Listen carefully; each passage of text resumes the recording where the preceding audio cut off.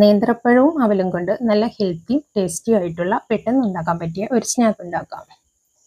അതിനായി പാൻ അടുപ്പിൽ വെച്ച് ചൂടായാൽ 1 ടേബിൾ സ്പൂൺ നെയ്യ് ഒഴിക്കാം. ഇതിലേക്ക് കുറച്ച് ഉണക്കമുന്തിരി ഇട്ട് വറുത്ത് കോരാം. കാഷ്യൂവും ബദാമും വേണമെങ്കിൽ ഇതിനോടൊപ്പം വറുത്ത് കോരാവുന്നതാണ്.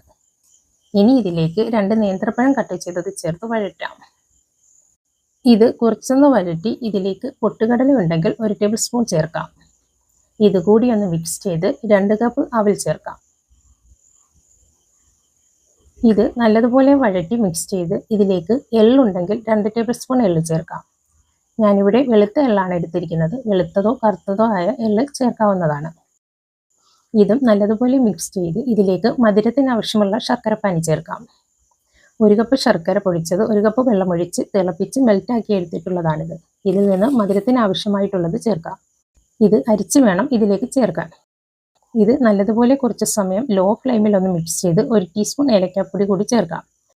ഇനി 1/2 കപ്പ് തേങ്ങ ചിരകിയത് കൂടി ചേർത്ത് നന്നായി മിക്സ് ചെയ്ത് വറുത്ത് വെച്ച മുന്തിരി കൂടി ചേർത്ത് മിക്സ് ചെയ്ത് ഫ്ലെയിം ഓഫ് ചെയ്യാം.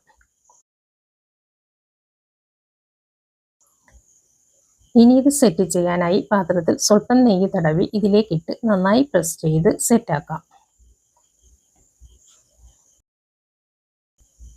ഇനി ഇത് ഒരു പാത്രത്തിലേക്ക് കമഴ്ത്തി ഇഷ്ടമുള്ള രീതിയിൽ കട്ട് ചെയ്തെടുക്കാം. ഇത്രയുള്ളൂ, നല്ല ഈസിയും ടേസ്റ്റിയുമായ ബനാന സ്നാക്ക് ഇവിടെ റെഡി ആയിട്ടുണ്ട്.